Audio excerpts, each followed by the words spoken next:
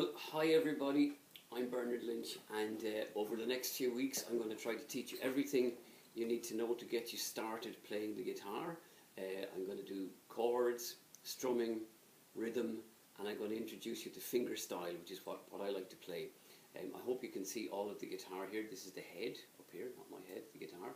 This is the neck, the body here, sound hole, and most importantly we have the frets.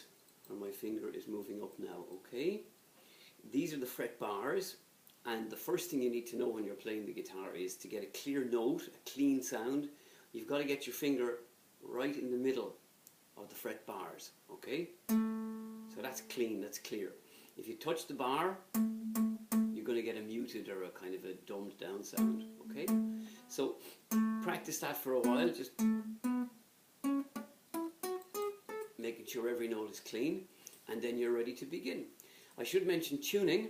The guitar has to be tuned properly. You can download apps very easily to do this, but basically the 6 strings should sound roughly like this. I've tuned my guitar several times before starting, okay?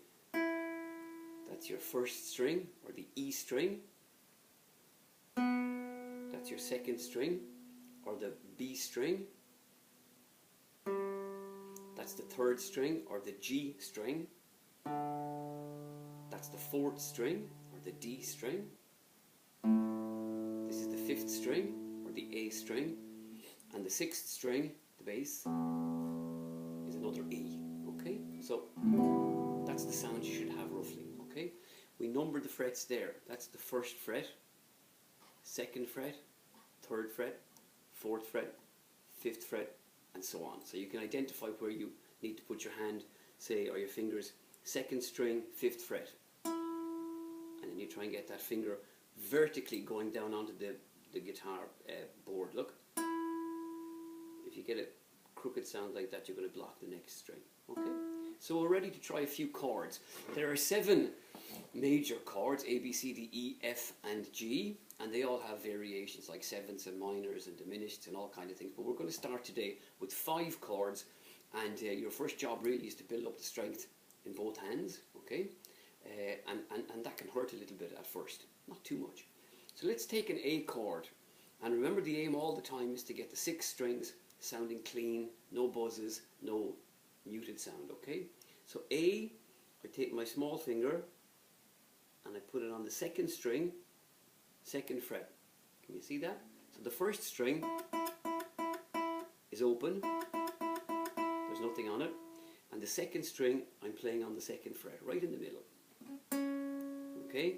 Then right above that on the third string, second fret, I'm going to put my ring finger. Okay? And sometimes you'll find your little finger starts to bend down here and you block the first string, so try to avoid that. And then the last finger you need in position is your big finger, your what they call your middle finger. Put it on the fourth string, second fret. So you've got basically 3 fingers in a row. Now at first you're going to find your fingers go like that, which means when you play the strings, you're not going to get a clean sound. So you've got to tighten up. And again, this is going to take practice. This is where it hurts a little bit at first, okay? So now I'm ready to play. And I've got my fingers in there and I feel they're fairly strong, pushing in hard onto the keyboard, or the fretboard. And there's a chord. Okay, that's A. Now when you've got it, hold it as long as you can. Run your thumb or your index finger like this, nice and slowly, until you can get a clean sound every time. Okay? And then take a rest for a minute, stretch your fingers, and see how quickly you can get back to the A position.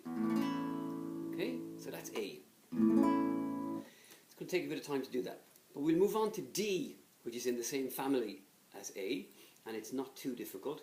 This time I'm putting my index finger here on the first string, second fret, and my ring finger on the second string, third fret, and my big finger up on the third string, second fret. Okay? Now you usually don't play this bass string in the chord of D because it's just slightly out, but it doesn't matter at first if you just go down.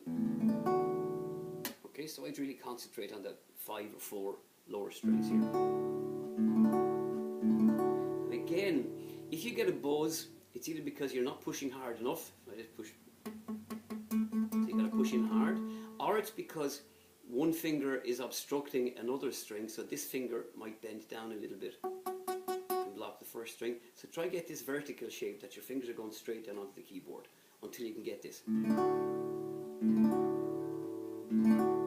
Okay, so that's A and D.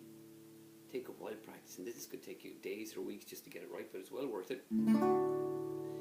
And the third chord is E. Okay, so E has an open string here, first string, open second string. Open just means there's no finger on them at all. And then the third string, you put your index finger on the first fret, okay? And then above that, you put your ring finger on the fourth string, second fret. And then above that, you put your big finger, I keep calling it, right, in there on the fifth string, second fret. Okay, and this is a nice sound to it now when I run my fingers down here. Okay, and again, it's going to take time to get rid of all the buzzes and muted sounds, so take your time to it. Practice it for a while, take the fingers off, rest them for a bit, and then see how quickly you can put them back in again. Okay, so that's your first job. When you can do that, A, D, E, you're ready to start strumming. Okay? Strumming means moving either a plectrum or a pick, like this, over the strings, or just your finger, your index finger again, right? Doesn't matter whichever you like, I do both, depends. Okay?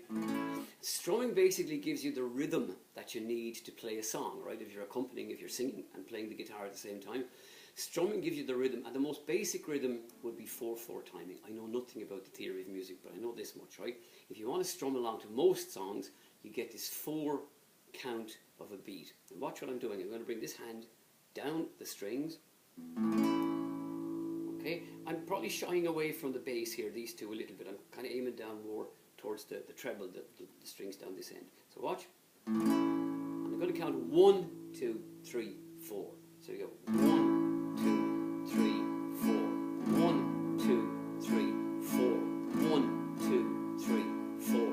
1, 2, 3, 4. Hit the 1 just that little bit harder than the others. 1, 2, 3, 4. 1, 2, 3, 4. And you feel the rhythm after a while that you can talk while you're doing it. Maybe you can sing. That's very simple. Now to make it just a little bit more complicated and a little bit more effective, we're going to put in an up stroke, alright, after 2, 3 and 4. Now this takes a bit of practice, right? 1, then 2 and 3 and 4 and. Now you got a really nice rhythm if you get that going, look.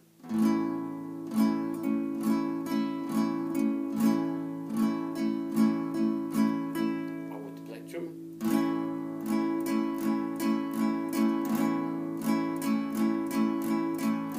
Okay, and we're going to try and change it to D.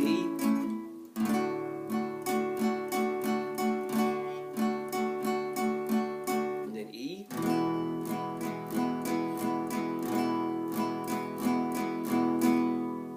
And that's your basic 4/4 rhythm. Okay? Now, when you can do that, take as long as it takes, a day, a week, a month, whatever it is, it's worth the effort. We're going to move on to a little bit of what we call finger picking or finger style, and this is what I like to play, the kind of guitar I like to play. Finger picking means instead of strumming over the strings like that, I'm going to use mainly these fingers on my right hand, okay, to pick the individual strings. Now, the most straightforward finger picking style to accompany a song is this. It's called a kind of an arpeggio. I'm just going to play the notes in the chord, and I'm going to play the 5th string with my thumb, and then the 3rd string with my index finger, and then the 2nd string with my middle finger, big finger, and then the 1st string with my ring finger. Ooh, that was bad. Okay, so you see that? Now watch what I do now.